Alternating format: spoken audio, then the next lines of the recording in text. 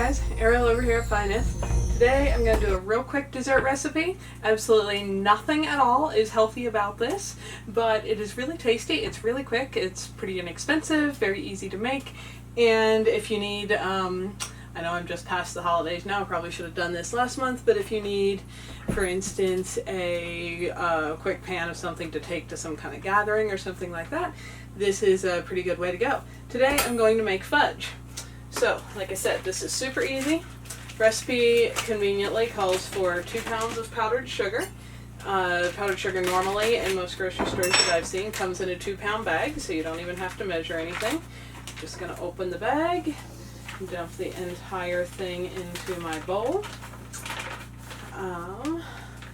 The one thing, if you're thinking about that this only takes a few minutes to make, you do need a little time for it to kind of cool before you can actually cut it without it being gooey, so you do need to make it just a little bit ahead so it can be in the fridge or somewhere cooler. So, got powdered sugar in there, and going to mix my other dry ingredient, which is cocoa powder.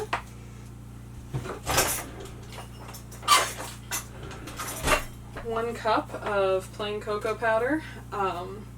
There's various ones you can buy. There's better ones that are organic and natural and less processed.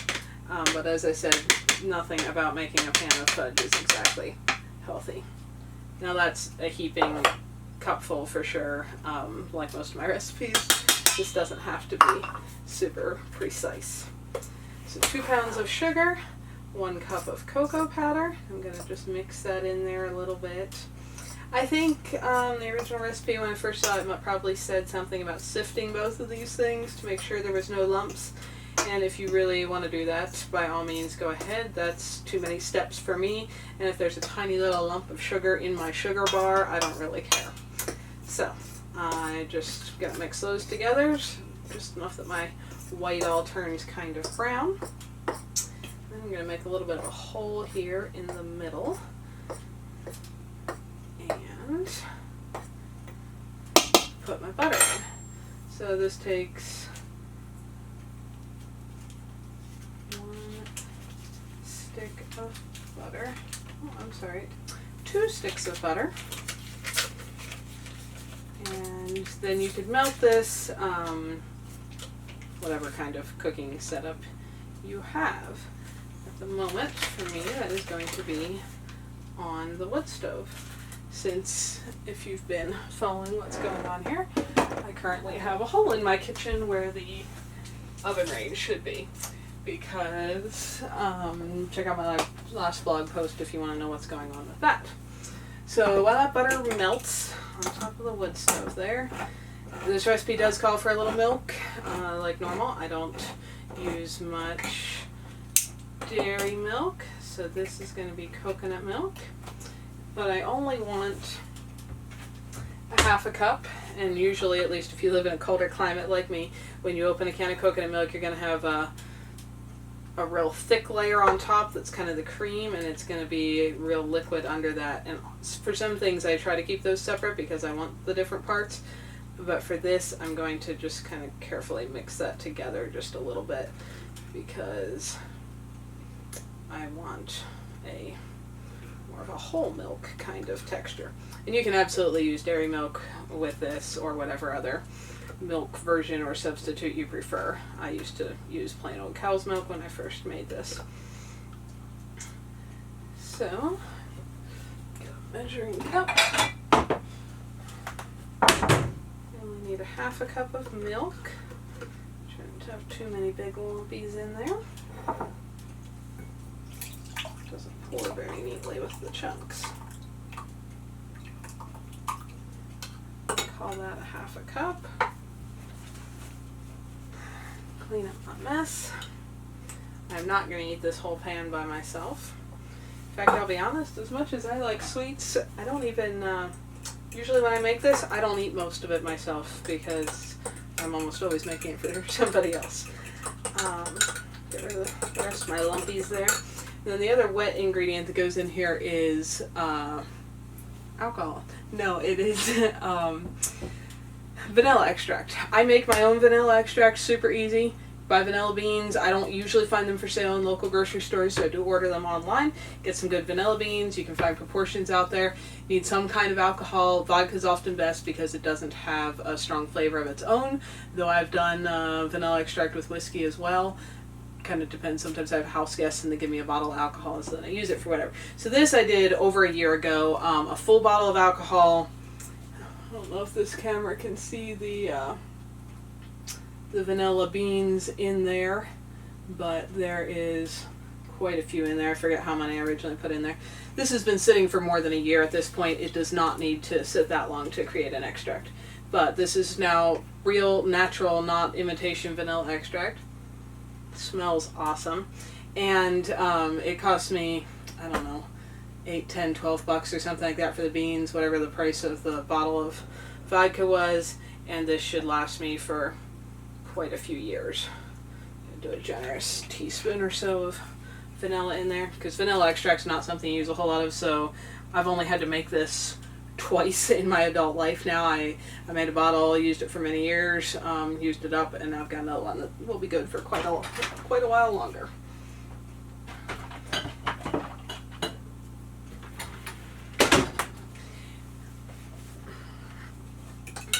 If you don't happen to have vanilla extract around, either real or artificial, I wouldn't worry about that. The fudge is going to taste fine without it as well. But if you've got some, it does give it a nice flavor, because vanilla is a flavor that almost everybody likes.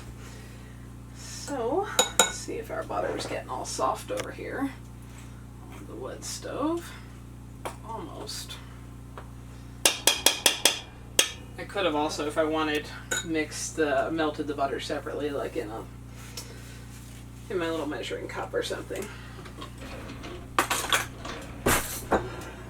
I have not found a need to grease a pan for this with the butter in there. There's enough oil in there that it doesn't have a problem with sticking. So the butter's done melting there. That's our 5 ingredients for fudge, or 4 if you want to skip the vanilla extract. Powdered sugar, cocoa powder, butter, milk of some variety, and vanilla extract, which is optional. Now the other thing you can do that's fun is that's going to basically make a plain chocolatey fudge. You can add almost anything you want. You could add little chocolate chips if you want it more chocolatey. You could add butterscotch chips, anything like that. You could add walnuts, pecans if you like some kind of nuts in there. I've done various kinds of fruit. The other thing with that is you can't have a fruit that's really juicy, or you won't have like a fudge bar texture that the wateriness kind of makes it separate. So I've done like huckleberry fudge, which is really good, but it helps if you have a little bit of a dehydrated fruit, like a dried blueberry, a dried huckleberry, because the fresh ones just have a little too much water to have it set up nicely. It'll still taste fine.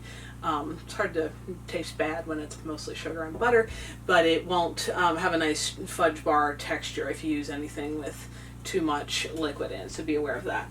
I think for tonight I'm going to do maybe some butterscotch chips.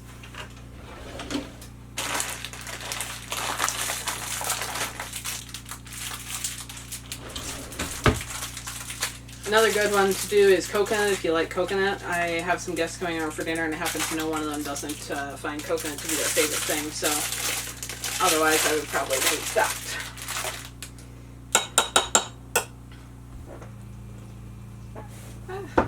Feels a little bit warm. Okay, you can probably see I've got a big melted puddle of butter there in the middle. It kind of starts to melt the sugar around it. I'm going to add our milk mixed with vanilla. And at this point, another thing to be aware of is that as soon as this all gets mixed together, it is going to start setting up. So you can't just walk off and leave it unless you want it to set up in a bowl-shaped chunk of fudge. And I suppose you could use a blender or whatever. It might be just a little quicker. I've always just used a fork for this.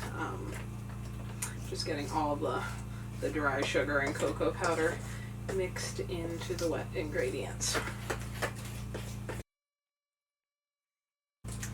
Okay, that's pretty close. There are a few little bumps in there. Like I said, that doesn't bother me for what I'm doing. I do find it helpful to scrape the edges with a good spatula. Make sure you haven't got any actual dry pockets left in there. And then this is all going into the pan.